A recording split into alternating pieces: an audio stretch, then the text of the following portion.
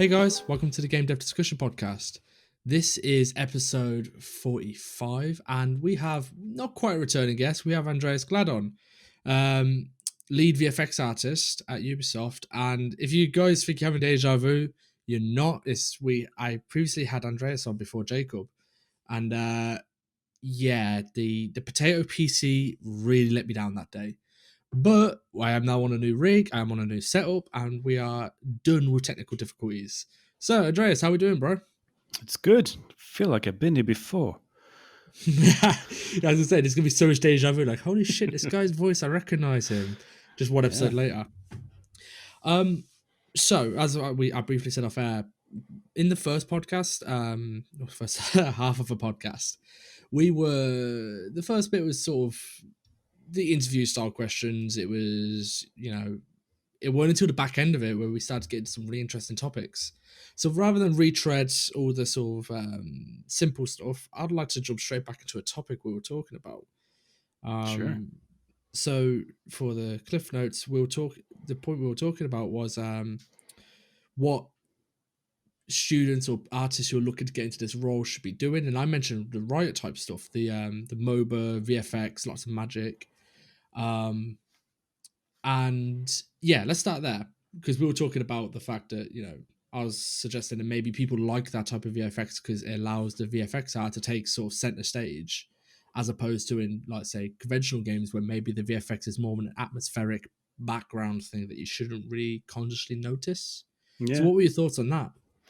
Yeah, I think that's probably one of the things. And I do see a lot of students doing a lot of League of Legends style stuff because it Mm-hmm. is easy to do on isometric cameras because you only have to focus on one angle and you have the effect front and center, and you can use a whole bunch of color palettes. There's also some really good like style guides that have been released online.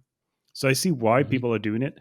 But the problem I see with it is that I don't know if it's a majority, but a lot of jobs have nothing like that in them. I mean, there's Mm-hmm. so many games that are just realistic or in a different view than isometric. So I think a lot of students are kind of hindering themselves a bit by just focusing on that style of effects. Yeah, it's the kind of thing I suppose it's not the VFX community probably sees it. It's not as practical. Like I mean, I see it as it's similar to what the substance designer community is. It's like I like doing all these big architectural substances. They're not practical whatsoever. Like no one uses that in production. It's kind Yeah. of just fun. But that's okay for me because I don't care. But for students, I suppose they see that as, oh, that's the job. And I'm guessing in the VFX community, like, okay, great. That isn't very relevant to what the job actually is. No, and I also see a lot of um, balls casting spells on each other on a gray background because that was the restrictions of a competition a couple of years ago. But Right. I mean, how many games have you played that have a completely gray background or a completely one colored background? I Yeah, mean, I get what you mean. that doesn't happen. And that doesn't tell me that you can make an effect that actually blends into a detailed environment. So, I mean, put it in context. So I can see that, he used like simplified shapes because the background is super detailed, or he used this Mhm. color because otherwise it doesn't stand out. Anyone can make a glowy effect look good on a black background because I mean you can spawn cubes with a bit of bloom and it looks amazing. It tells me Mhm. nothing about the skill of the effects artist. Do you think that is what's the word? I imagine everyone's seen this graph. The graph where it's like critical eye versus art ability. It's like a graph, it's a curve graph of waves, and it's like when you're in your slums as an artist is when your critical eye exceeds your artistic ability, and then when you're in your peaks is when your artistic ability is matching up to your critical eye. Do you think it's just the fact that at the beginning it's a lot easier from a critical eye point of view to see the VFX of a League of Legends type MOBA and like kind of like break down the VFX. Whereas I suppose something like, let's take a God of War for example, it's not so easy to look at it and pick apart what VFX is happening at that time. Maybe, not sure. I think it's more of a accessibility thing. there's a lot of Right. Okay. info on how to make League of Legends style stuff. There's not a whole lot of info about how to make God of War type stuff. And a League of Legends effect is usually fairly standalone. I mean, you can play an area of effects, Fire Blast, and you understand what it does. But if you play, say, the effect when you're throwing the axe in God of War without actually Hmm. throwing an axe, that's just going to be a bit of shimmering, dusty stuff hanging midair, which makes no sense. Hmm. So you'd have to do all the setup for the axe and make some kind of context for that. So there's a whole lot more things to get into to be able to be effective with that sort of effect. So what would be a if you so like environment art's very simple. If you want to like a nice student environment art, you kind of want a nice scene, good composition, showing you understand multiple elements, and it's like you're not trying to hide behind. So like there's a meme within the environment art community, the sci-fi corridor. Mm. Um, it's very easy to make a pretty cool looking sci-fi corridor. It's very hard. So there's a guy, Dirk Ossoff, he did a bedroom scene, and I really love it because it's kind of like a bedroom, a kid's bedroom. There's nowhere really to hide. Like everyone knows what that looks like. They know what a bed looks like. They know what a TV looks like, a rug. And I kind of like from an environmental point of view, it's like that's a very good example of an environment to do because you are showing your skills and your skills have nowhere to hide. What's the VFX version of that? Like, what is a good project or thing to do to show your basic level of understanding to get that first VFX job? I think it's a bit the same, like having a very simple thing where you can't hide, like a close up of a campfire or a torch that you show. If I swing the torch around, it sticks, it stays together, stuff like that. But So, not just the pretty VFX, the fact it actually functions is the important bit there. yeah, yeah, exactly, because that's such a big part of the job. Just making it look good is very easy. Making it actually function and perform, that's where the skill comes in. Right. Do you think you have to show off the ability to integrate into other pipelines? So in the last attempted podcast, we briefly spoke on Houdini, where you had like a car, and we spoke about you can have roots grow up the car procedurally and all this kind of stuff, and that kind of starts to lead into level art and like environmental prop art. Mm. Is that if someone is applied like look they're in their head like I want to be a VFX artist? Is that something they should be looking at the beginning, or do you think it's like no, focus on the basic fundamentals and then come to like the procedural tools like that? Well, I haven't figured out what the basic fundamentals are yet, so I'll Right. probably try to look at the full scene. I mean, when I see reels, I really like the ones that are fully integrated. So they teamed up with one of their environment art buddies and made a scene and filled it with dust motes. And there's the god rays that come through and the lightning strike and the storm outside the window. So it all just Mm. glues together and lives together. Or they've teamed up with a designer, so they made a cool power up, something like that. I mean, nowadays you can even grab a whole bunch of free assets on any of the marketplaces and build up scene. It doesn't have to look good. I don't care about the environment in that. I just want to see how it integrates. So if you pull off a really cool shockwave in the middle of a dusty cellar, I want to see all of the mugs, the tables, everything get affected by the force. I don't want to see just the dust sprites because that takes 4 minutes to set up. Mm. I want And to see you put how all it. that into the VFX job. Sorry. So you like, and that all comes under the VFX job. But you're mentioning like all the mugs and like, say for example, you have like a cellar with shelves, and you have like an impact. You expect them to fall off. You'd put that under like the VFX side of stuff. Well, I would. It depends on the setup. Uh, Mm-hmm. if you have a good engine, it will just be like add force to effect, and then you have to control how far it goes, how fast it is, and all of that. If you have Mm-hmm. to like manually animate them, you're probably going to have to ask an animator, unless it's a very simple thing. So it depends a bit on the engine, but Yeah. most of the engines that you can get hold of now, you can do impulses and forces and stuff like that. Do you think there's something with? And I know it's something that even I've only just started to like break, which is this idea of oh anything I show everything has to be mine. Like so you mentioned oh you should grab asset packs offline, Hmm. and I don't know why there's something within our community, and I'm not sure why. I'll say more in the younger side of the community, where it's like, no, I have to make everything myself. Anything I show has to be myself, and maybe that's why you see a lot of the grey background stuff as well. It's like, oh, I can't use something off the asset store. It has to be mine, and all I can make is a grey background, so I'll do a grey background. Do you think there's an element of that as well, where students or younger artists are worried about using external resources at the fear of like, oh, I'm not using something I shouldn't be? Because there is that mindset. I mean, I shared it very early on. Yeah. You see that? Yeah, I do. And if they're listening, stop it. I don't care about the environment. I just want to see your effect integrated in it. I just don't care where it comes from. So if you saw an art station, and and just so everyone who's listening is like, okay, the ideal way to present all your artwork in the best way you can with external stuff, and you think just in the description to the side, links to where they got the resource and be like, Yeah. I did not create X Y Z. That's Yeah, enough. absolutely. Yeah, I mean, always say, yeah, this is combined from these things, or this was created by this person, and that's all good. Don't take credit for it, but I also don't care where it comes from. But so what about if you? So I just want to go back to the car and the roots analogy. Mm-hmm. Would if you made a Houdini tool where it did that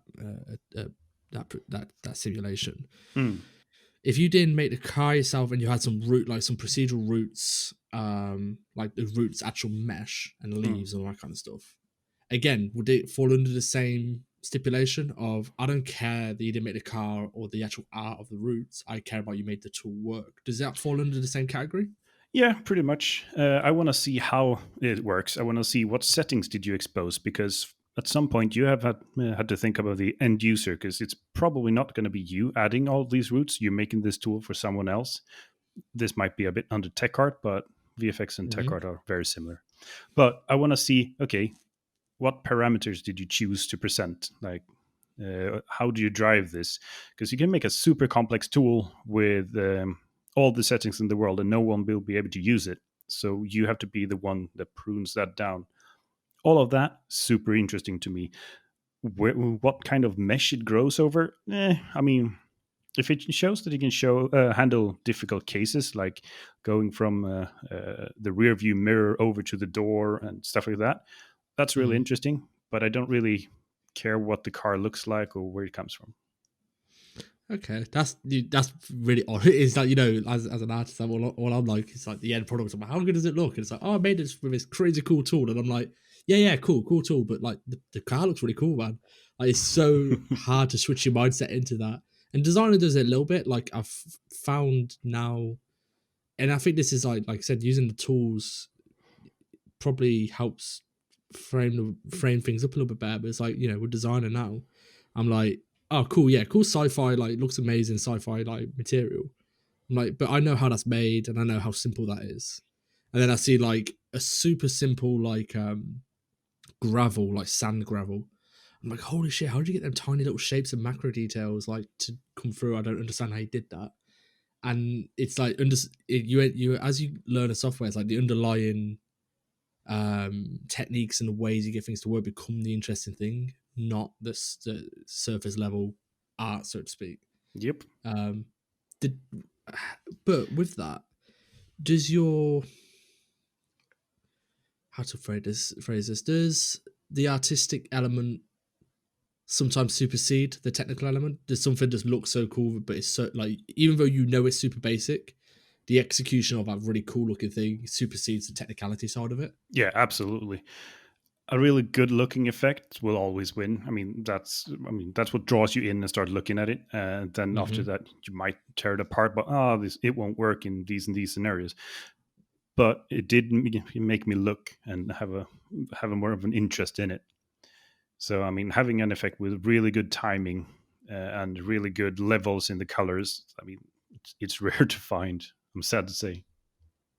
So let's talk about some examples of that. So you mentioned one which was a torch, which I think is a really interesting one because it's sort of like fire's one of these things where like it it can look wrong very easily. What Mhm. other examples are there of some like VFX examples which sort of show off skills that people who are listening could be like, oh, actually, if I'm starting a new project to like show off and start getting into VFX, maybe I should investigate that. So we've spoken about a car with the roots growing through it using Mm. Houdini, and you mentioned the fire with a torch.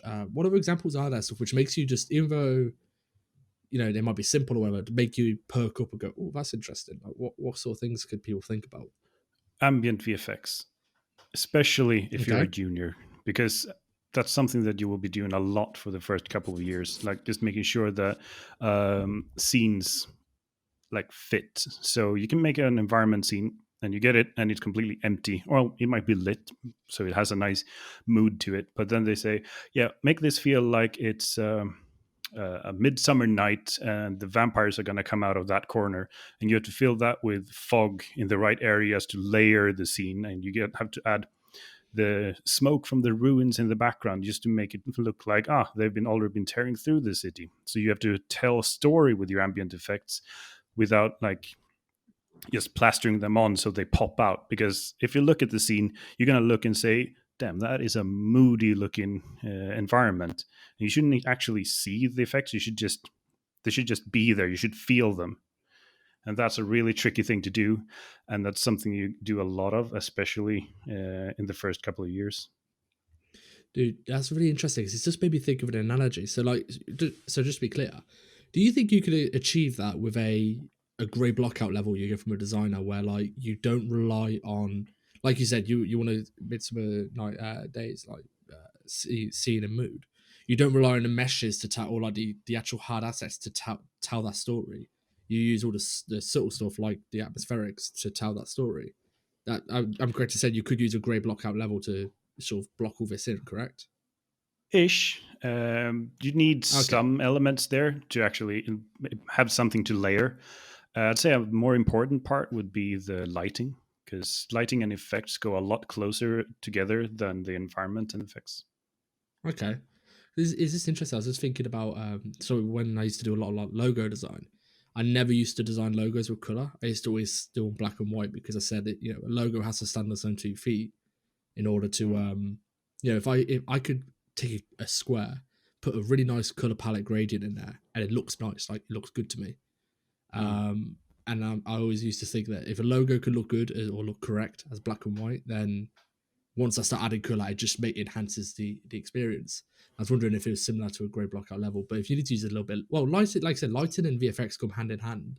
Yeah, Um, and you can get far. The problem is that VFX is so sprite based and so much translucency, so I can't really make my like super soft mist blend towards a gray as well as I can towards a brick right. wall. So I Mm. need the textures in there to some degree. Explain. Can you just? I would like to dive in a bit more about the lighting, like your link to lighting. So we've already Mm. talked a little bit about how you tie into like environmental proper with like the Houdini tools.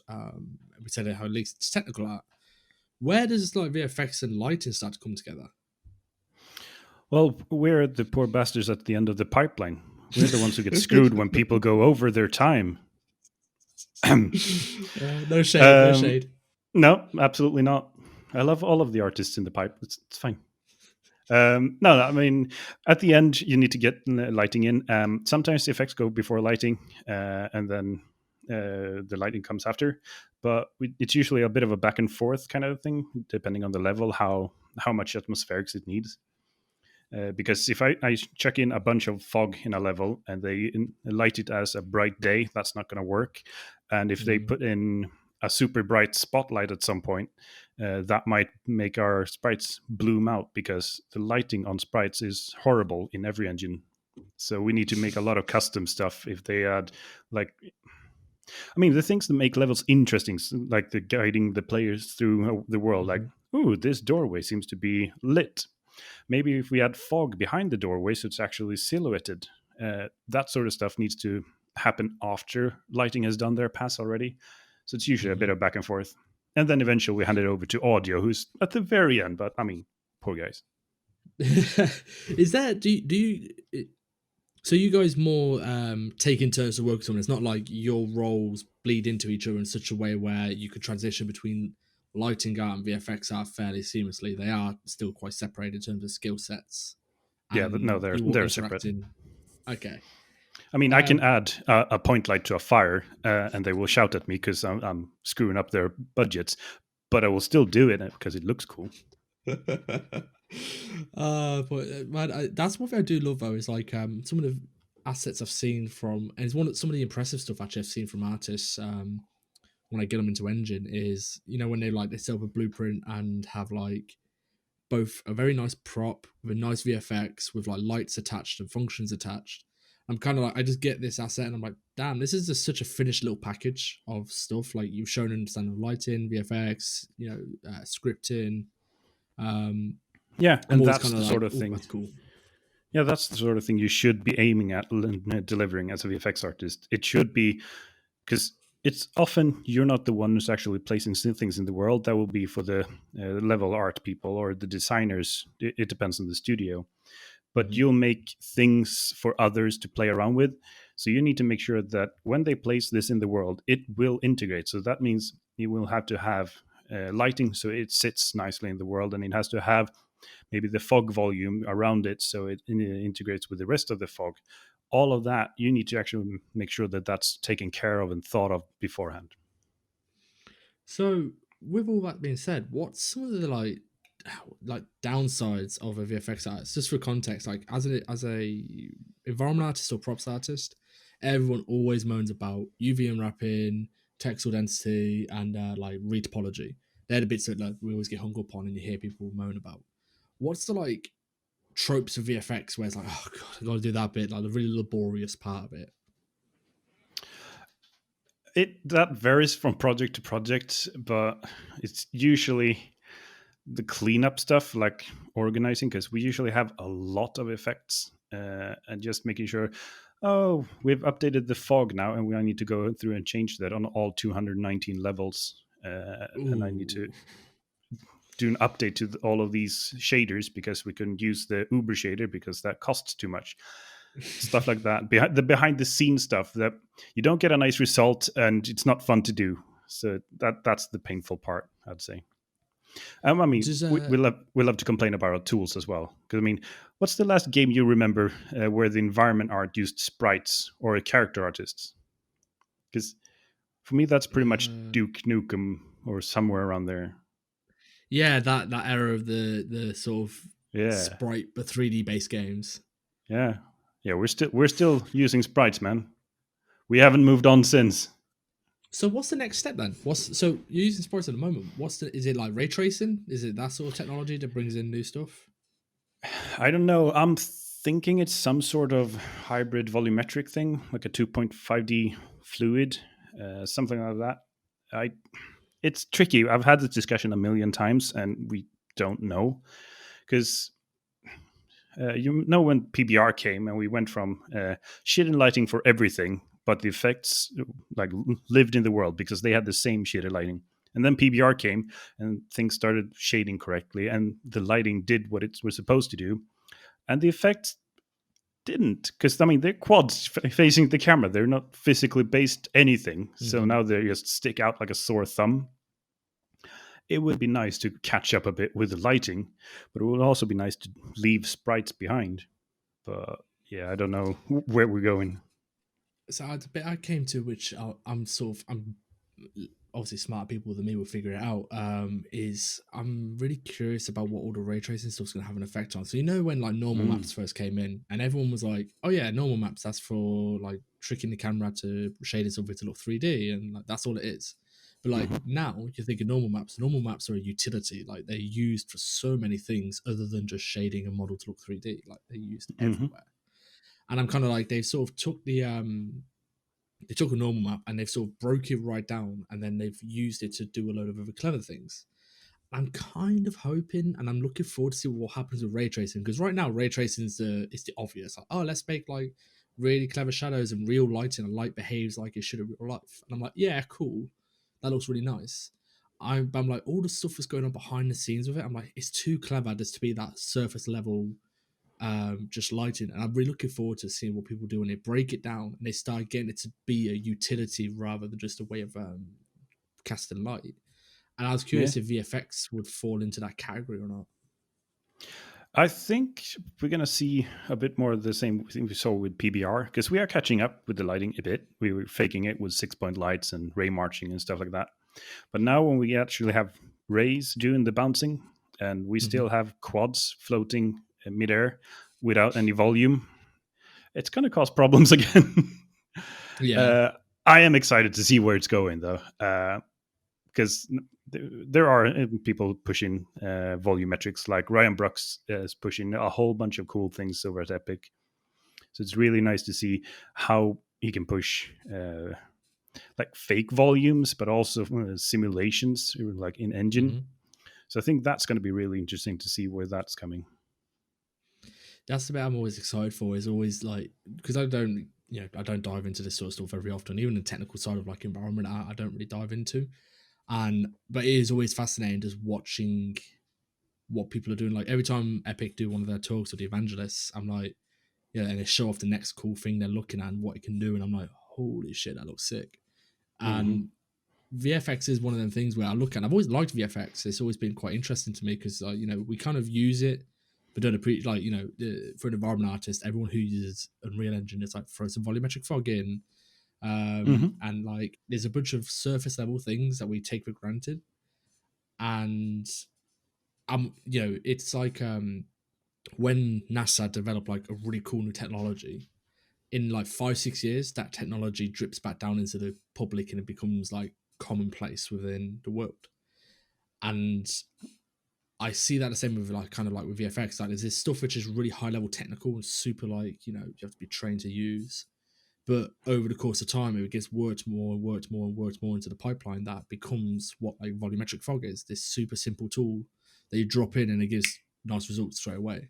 Yeah. Um, that's really exciting to me. That's why I like to keep an eye on stuff like VFX because I'm kind of like,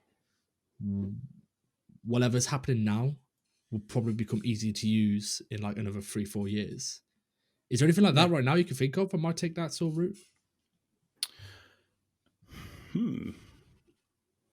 That's a good question.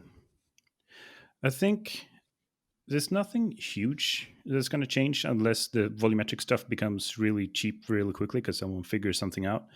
But I think like both Unity and Unreal are moving towards node-based VFX systems like VFX Graph and Niagara.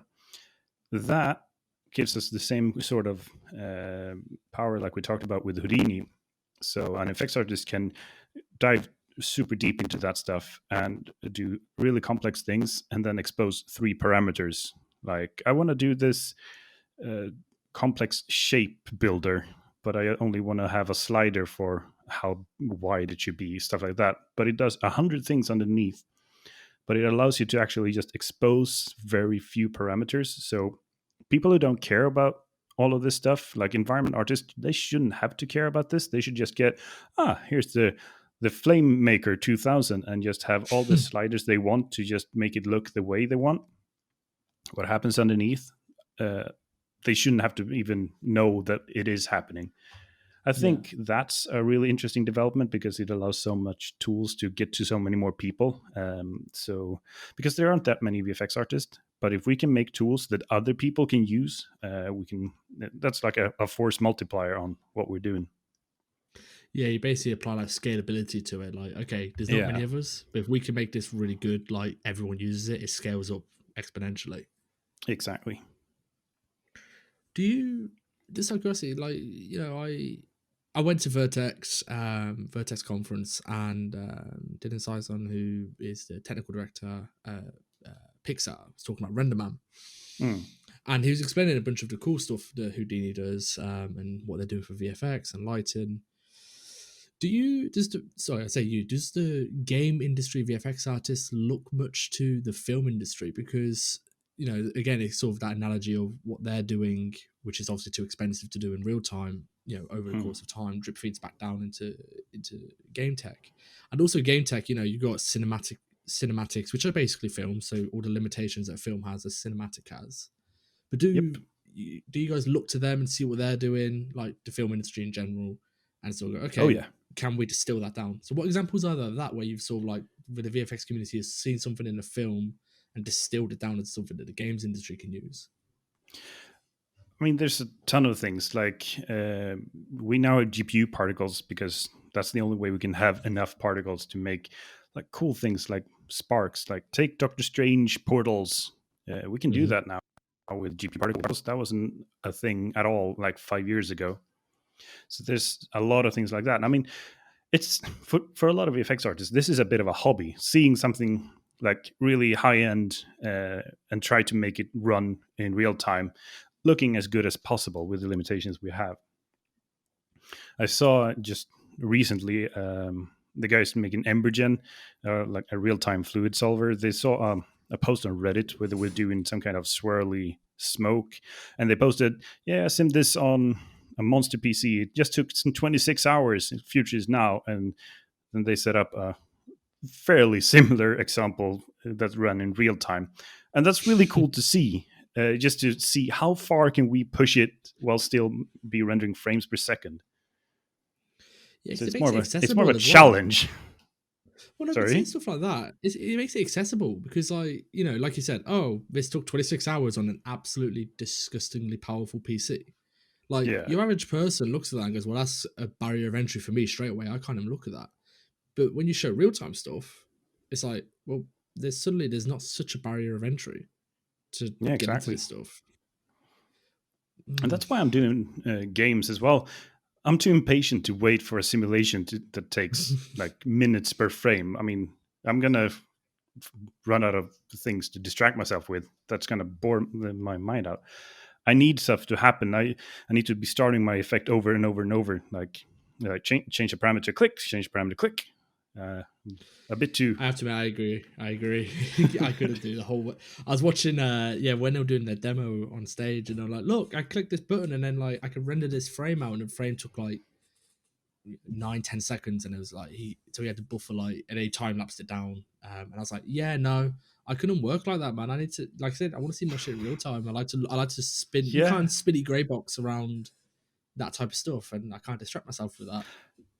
No, and that's half our workflow, man. Everyone in game art does that. Half the time we just rotating around the thing we're working on. It's a necessary step.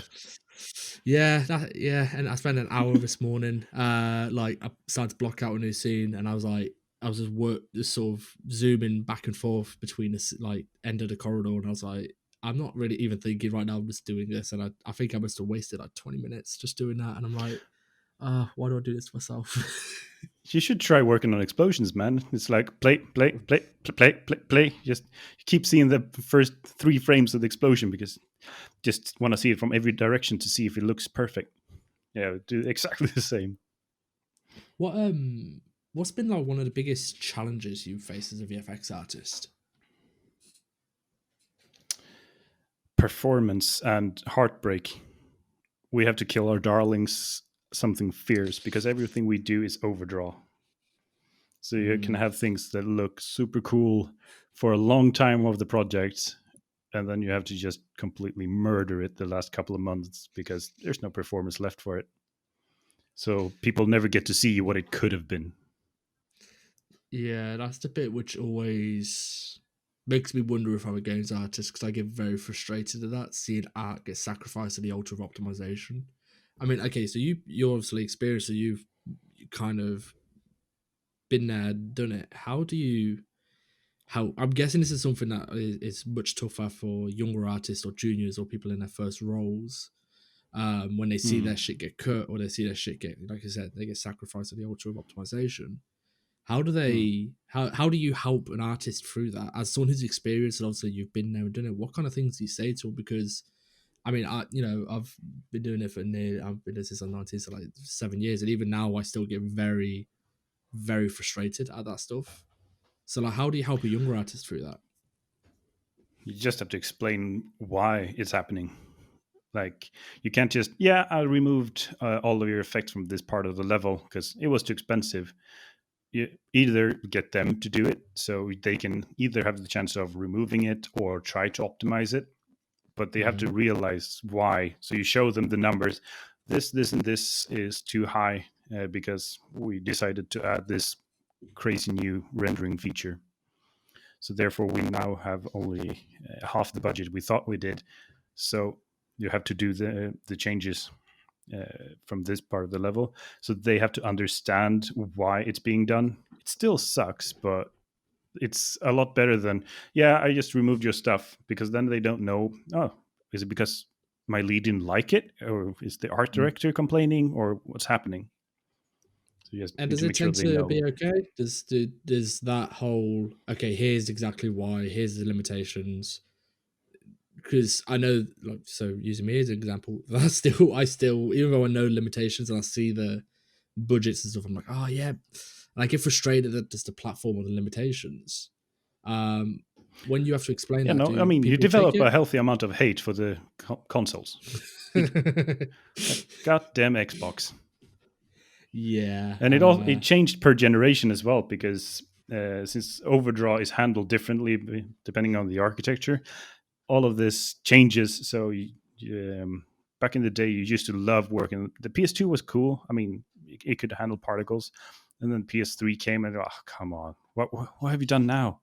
And so it keeps flip flopping, stuff like that. but what? So with the new generation, like, do you have any insight on how how much your pipeline is going to change? Do you guys get insight as a game dev? I know you can't say too much, but do you at least get a heads up to know what's coming, or do you sort of have to wait until it's here and then you sort of see what you're dealing with? No, but it tells me nothing. Uh, You just get to the end of the project and like, oh, by the way, no, this is going on the PS8. You have to like yeah, rip all just this out. hope for the best. No, Hmm. I mean the budgets are continuously updated throughout the project, so there's not a whole lot of point just speculating what. Oh, Right. we're going to be able to use 10 million particles now. You're just going to have to get the project up and running, and when you start having a baseline of, oh, this is the sort of features we want to have, and this is the environments we have, and everything's going to be transparent for some reason. And when you start knowing these things, then you can start profiling. So it can vary. The same engine and same platform can have completely different budgets for effects depending on the project. No wonder you guys are all crazy dealing Yeah, with that. I mean, yeah. I mean, What take on Battlefield. I think we had a 2 millisecond effects budget on the GPU, and then you hear of the people at Naughty Dog who shipped Uncharted with 5 milliseconds, and that seems like a dream. But then you see how much shit they crammed in there and said, yeah, okay, that probably was quite painful. Yeah, So it varies. that's all in. Actually, I suppose we get into this a little bit. That's all been in the news again recently. Um, Oh, yeah, I saw that. I haven't had a chance to read it yet, so I don't know. I don't know. I see. I always have a weird thing about. I've been more gauging a response from the public, journalists, and yeah, the general public, and it's amazing how much lack of insight there is. It's from like gamers. I kind of come to expect it. The gamers are both the best fans in the world and the worst fans in the world. Hmm. So any negativity that comes from them, I'm kind of like, you know what, you guys know no better. I'll take it. It's when I see like Mm-hmm. journalists who I think say things, and I'm like, you guys should know better to say daft things. Like, for example, if you want to make a good game, you need to make sacrifices like life, family, friends, all Yeah. this kind of stuff. And that's where I get my backup. Like, I've always said for crunch, like voluntary crunch, fine. If that's what you want to do, and you want to try and advance your career that way, then like fine, that's your choice. Forced crunch, I'm like, okay, this is down to bad management, so I'm not such a fan. Because when I see the people in the public and also game devs as well say stuff like, oh yeah, you need to give up all your time because that's the sacrifice you make to do this job, and I'm kind of like, family and your own health should never be what you Yeah, sacrifice. fuck that. It's just a job, Jesus. I mean, I've done a lot of crunch in my days at different points in my career, and it's not even always that it's bad management. It becomes a thing. Like, yeah, we're gonna push extra hard now, and then you see everyone around you starts doing like 2 hours extra every day. But yeah, I probably should do that too, because I mean they've been here for 5 years longer than me. And then you start Mm. pushing a bit further, and then it just snowballs. So it's not always bad management. It's often bad management. Don't get me wrong, but it's not. There isn't one reason of why it happens, and the whole thing that it needs to happen to make great games. I mean, yeah, fuck that. It Yeah, it's nonsense. End of the day, it's just a job. But do you think it's it's not just a job, is it? It's like, because this is a career, and also it's annoying because if for some reason the fact that you're passionate about something for some, comes into the conversation when it comes to the hours you work, like, oh yeah, if you're really passionate, you should do this. It's like, no, like, you know, Mm. it, it, I'm paid to be here. Like, my passion is like we were talking about earlier with like optimization. It's like, no, my passion is to make the best looking shit I can. I'm paid to do this thing you're asking me to do. So don't bring the Yeah. passion into the equation when it comes to my career. That's when I get Yeah, I really pissed mean, off. it's an absolutely amazing job, and I love it. I wouldn't want to do anything else. Uh, but it is a job. I am paid to deliver effects for for the project that someone else has come up with. Because I chose to work in AAA, that means I will get marching orders to deliver a certain thing. But I do that because I love working on the really big, crazy shit that only comes out of AAA productions. There is one other side to this coin, and this might not upset people, but rile a few people up, which is, Come on, do you upset think me. there is? Well, I don't really. Do you think the game dev community sometimes think they're like it's it's a unique problem to them? Because I was thinking about this with Crunch, and I was like, every job has this, but they don't really. Cool. And it might be down to the way they handle it because other jobs handle it as overtime and it's paid overtime and all this kind of stuff. But I'm like, I was thinking about like, say, my wife at the moment. She's a nurse, and with everything that's going on at the moment, like she's working a ridiculous amount of hours. Um, and then Yeah, there's other if jobs I as were well. you, I would not mention your crunch right now. I would keep that Yeah, real fucking quiet. but it's not just that. It's like, construction workers and laborers, they all have the exact same Yeah. issue. And then there's like lawyers, they have the exact same issue. And then you can go down the job list, and every bus drivers, they have the exact same issue. Bin men, they have the exact same issue. And I'm kind of like, this isn't a unique problem to game dev. This is just a work adult problem. But I feel as Yep. if the game dev community sometimes treat it as if it's such a burden for me as a game dev to crunch. And I'm like, yeah, everybody in adult life crunches. It's just called overtime.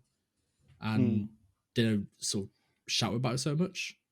Um, Yeah, I saw. It's few years old now, but the designer Warren Spector, um he had this thing that I don't know if he still does it, but he used to do whenever someone was feeling a bit down about, yeah, it sucks to work on this because the build keeps crashing and it's frustrating and all of that.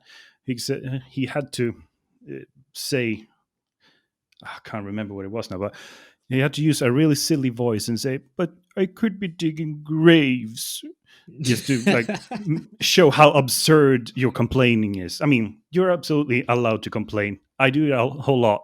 You're allowed to be frustrated, but it's not a terrible job at the end of the day. It is a really, really cool job. yes, that's sort of whole first world problem meme taken to a new level. Yeah. But hmm, yeah, it's just a weird one. It's been in the news, and I'm like I said, I sympathize. Well, actually, no, I don't. I'm a bit of a workaholic. I like to work, so like if someone's like, oh yeah, this needs doing. Actually, no, actually, it depends on the client, I suppose. Like, it sort of pisses me off. I'm like, you know what, you can wait till Monday. I'll deal with this. It's my weekend now. Leave me alone. Sometimes, if I care about the project, I'll do a bit extra to get it done. But Yeah, and I yeah, mean that's fine, but take care. Always take care of yourself first. It's not worth wasting your health on a job like this. well, also, it's like you can think of it from like if you want to think of it purely careers, like work, black and white point of view, you can't burn out the machine that's doing the job because otherwise you don't do the Hmm. rest of the job. Like you go super hard and burn yourself out in 2 months, you're not able to last a whole marathon. Exactly. Even though you think short term that it's like, oh, this is what I need to do to like be as most efficient at my job. It's like, yeah, you're sacrificing the short term for the long term. And that goes for Yeah, that's not just and people, that's the studios too. Like, and I know it's hard to say that because obviously numbers speak and deadlines and all this kind of stuff. But it's like I feel like it's very quick to sacrifice that short term for the long term happiness and longevity of a project. yeah, and it also feels like, oh yeah, I'm really pushing now because I'm absolutely knackered all the time. But Mm. also, yeah, you may have spent 3.5 hours trying to fix that one bug last night that took 10 minutes to fix after you slept. So it's not Yes. actually doing anymore. So it's just, it feels like you're really pushing, you're really driving in that passion, but you're really not. Yeah, I was explaining this to somebody reached out to me for like advice about they can't work for long periods of time because I think I said on one of the podcasts like I can happily sit at my desk for like 15, 16 hours and I'm fine. And like, oh, I can't do that. Mm, And I'm like, yeah, you'll bear in mind that 15, 16 hours I'm at my desk, like 2 hours of that is social media where I'm not concentrating. The other hour of it is talking with somebody on Facebook. The other hour is spinning around my grey model. It's like, okay, I'm at my desk for 16 hours, but I'm actually probably only working for like 8 or 9. tops. And yeah, exactly. And I'm like, there's two types of people for me. There's I could be at my desk for a long time, and okay, it's not all great work, but Mm, I'm working. And then there's people who are like, oh no, I need my rest time or I can't do that. I'm like, fine, you could be at your desk for an hour or 2 hours or 3 hours, but it's got to be a good 1 hour, 2 hour, 3 hours. as long And I as you think get there your is a shit lot of done, that. it doesn't matter. Sorry? As long as you get your shit done, it doesn't matter.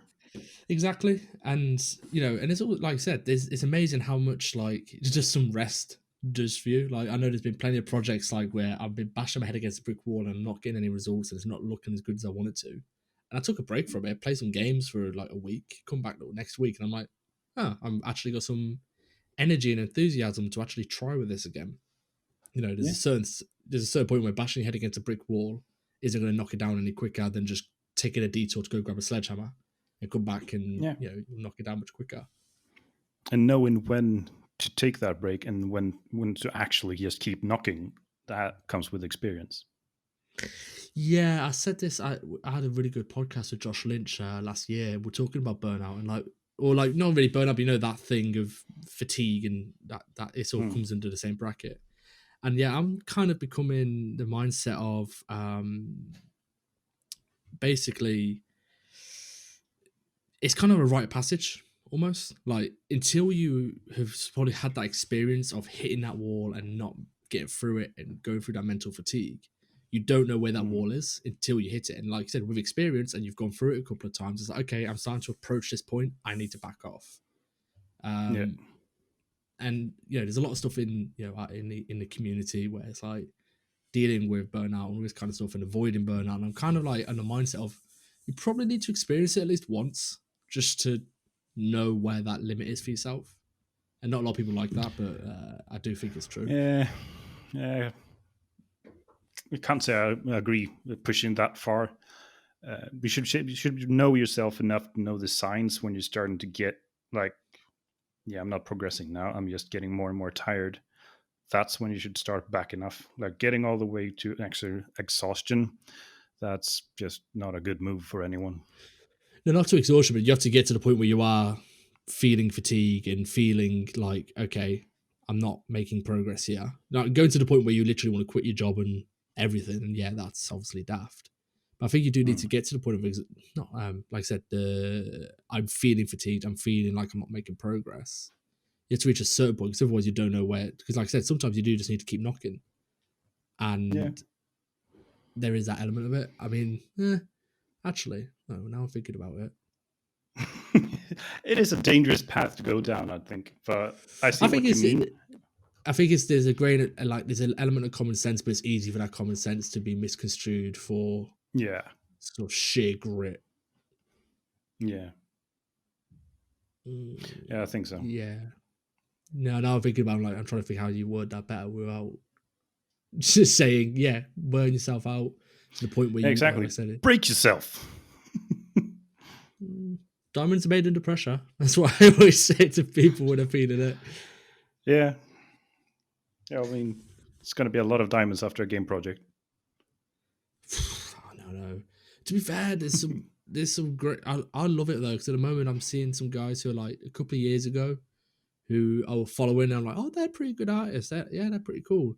And then now seeing the stuff they've done like after shipping, and I'm like, holy shit, they've like just gone beast mode and just produced some absolutely incredible work. That is really Hmm. cool to see. Um, Yeah, it's always fun to see especially the first job, because I run a real time VFX Discord. So there's a lot of students that come in there and say, "Hey, I'm I'm new here. This is my first effect. Can I get some feedback? And then a few months later, they post, yeah, I just got my first job at this studio. And then it goes another couple of months, and you start seeing trailers for the game they're working on. And in the first months of that job, they learn more than that year in just the community. It's fucking fantastic to see. Well, that's a nice segue, dude, because throw the same curveball at everybody. And I think actually you might be prepped for this because I think I threw it at you on the last one. But this time next year, where do you want to be as an artist? What do you want to develop? What areas do you want to see improve? Where is Andreas in a year? Andreas in a year is probably trying to figure out how to get closer to film. Right. How to really push the upper limit and not just, we need to get this running on all of these platforms, but seeing how far can you push things if you don't have to worry about running at 60 FPS. I think that's where I'll be. Damn, that's where I a hope pretty to straight answer. That's a good answer, though. That's a nice twist. I mean, I'm setting myself up to fail because this is going to be a really hard thing to do, but I really want to see how far VFX can go because, I mean, look at any trailer today, and you can see the opening shot, the character walks in, the shaders are perfect, the movements are absolutely flawless, and then they like fire a gun, and you see, oh, for fuck's sake, that muzzle flash. It's always the effects. I mean, it hurts to see, but I also understand why it happens. But it's just, I mean, why is it always the effects? Like, people start discussing, oh my god, is this a CG trailer or is it in engine? But yeah, look at the effects. It's obviously in engine. Is that your big talent? That every time you see like a CG a trailer, and you're like just sitting there waiting for the first bit of VFX, you're like, oh shit, it's an in engine shot. Yep. Well, that's actually that's admirable though. Like that's that's what you're aiming to hopefully fix and look into, man. I'm excited. Like I said before, I'm always excited to see the realms of possibilities pushed. Not saying I'm gonna do it. I'm gonna try. Oh no! You're on record now, dude. No, that's on the internet. That's it. It's shit. I'll check back in a year. 16th in 2021. That's it. Unless Corona wipes us out. Who knows? Yeah, exactly. Yeah. But dude, it's been enough. Thank you for coming back on, and I'm so sorry for the first iteration, the shit show the PC produced. Is a shame. There was a lot less threats of violence this time, but I think that was towards the PC last time and not me, I hope. Well, you can take how you want. Yeah, fair enough. Everybody listening, remember the podcast is available on Spotify, on SoundCloud, YouTube, Apple Podcasts, and Google Cast. Please remember to it's a bit late for that, isn't it? What do you mean? Why? We're pretty much finished telling them where to listen to what we've just... Oh no, yeah. I always put it at the end. I hate plugging it at the beginning. I'm like, no, they're already listening, aren't they? So they know where it is because they found it. Yeah, suckers. Yeah, exactly. And I'm like, yeah, but the important bit, ignore where you're watching it because you're already listening. The important bit is that you share it and you make sure everyone else is listening to the fantastic information Andreas is sharing. But dude, thank you so much for coming back on. It was a pleasure to talk again. Yeah, anytime. See you in a bit, guys. In a bit, guys. In a bit, guys. In a bit, guys. In a bit, guys. In a bit, guys.